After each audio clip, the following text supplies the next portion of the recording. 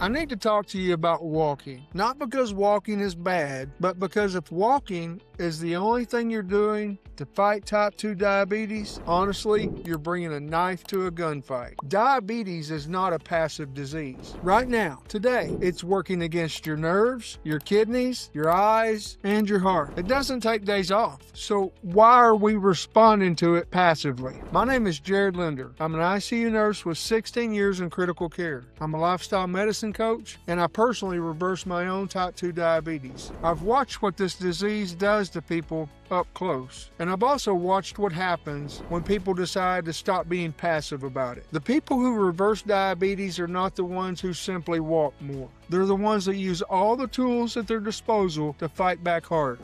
Today I'm going to show you the difference and give you one specific science-backed tool that you can start using today. Let me tell you a story about someone, we'll call him Mike. Mike came to me frustrated, and he had every right to be. He'd been walking every single day for months, 30 minutes, faithfully, sometimes 45. He cut out soda, he was eating better, he was doing everything his doctor told him to do, but his A1C barely moved. So when we started digging, I asked him about what his day-to-day looked like. He told me he walks in the morning, but then he sits at a desk for 9 hours. Then he goes home and he's tired, so he sits on the couch. Mike wasn't lazy. He was underinformed. He was doing one really good thing, but then spending the other 23 hours of his day undoing it. That's not a discipline problem. That's a strategy problem. And today I'm going to fix it for you the same way I fixed it for Mike. Before I go further, I put together a free guide, 6 steps to reverse diabetes naturally. It covers the exact framework I use with every coaching client. The link's in the description below. Grab it, it's free. Now let's get into it. Most people think the enemy is sugar, or carbs, or their pancreas, or genetics. The real enemy? Your chair. The average American sits more than 9 hours a day. And here's what nobody tells you. Prolonged sitting is an independent risk factor for insulin resistance. That means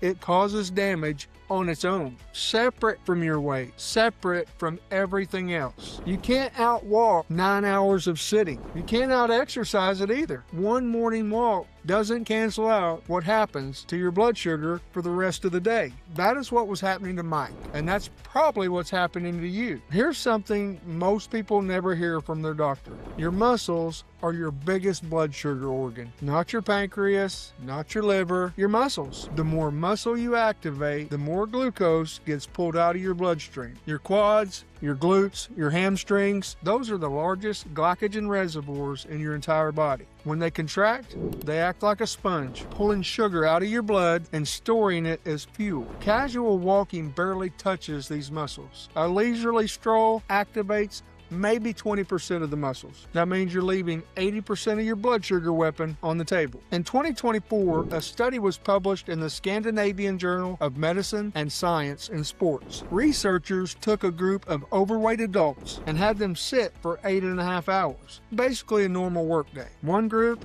did a single 30-minute walk. That's what a lot of people do that are trying to do the right thing. Another group did 10 body weight squats every 45 to 60 minutes throughout the day. The squat group beat the single walk group by double for post-meal blood sugar control. Why? Because squats fire up the quads and glutes at high intensity. That triggers GLUT4 transponders. GLUT4 are like doors in your muscle cells. They open up and let the glucose in. The bigger the muscle activation, the more doors open. And that effect lasts up to 48 hours after a single session. One 30-minute walk doesn't do that. 10 squats every hour does. So here's your new non-negotiable. 10 squats every hour. No gym, no equipment, no changing clothes needed. You can do this in your scrubs, at your desk, in a parking lot, in your kitchen while the coffee's brewing. That's it. 10 reps, 30 seconds. So set a timer on your phone right now. Every hour. When it goes off, you stand up and do 10 squats. Now, I can already hear some of you. My knees hurt. I have bad hips. I can't do a squat. That's okay. Same muscle groups. Same GLUT4 effect. Can you do a wall sit? What about calf raises? Can you march in place with high knees? The movement matters.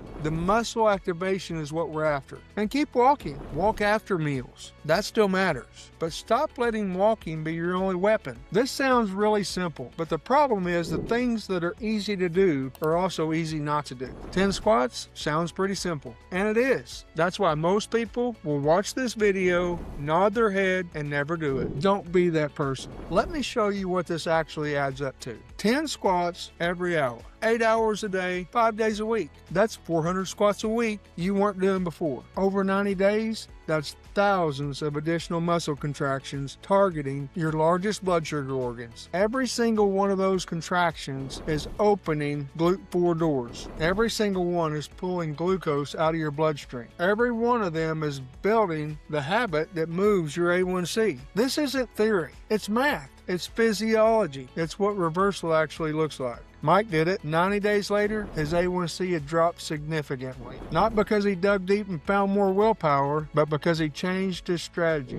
Diabetes is not passive. It's aggressive. It's relentless. The people I've watched lose this fight weren't all lazy, but they were all underinformed. Many of them were doing the right things, just not enough of it or in the right way at the right time. But now you know more than most people sitting in the doctor's office today. But knowing is not the same as doing, because things that are easy to do are also easy not to do. And it's not going to be life-changing if you don't change your life. So stand up. Do 10 squats. Right now. Not after the video. Right now. And tomorrow, do it again. That's how you fight back. If you want to know exactly what belongs in your diabetes reversal plan, not just exercise, but nutrition, sleep, stress, all of it, I do free strategy calls. The link's in the description. Jump on and let's talk. That could be the conversation that changes your direction. And based off this video, YouTube thinks you should watch this next. I think they're right, so go watch it. Thanks for watching. Please like and subscribe to help this message reach the people that need it the most. We'll see you in the next video.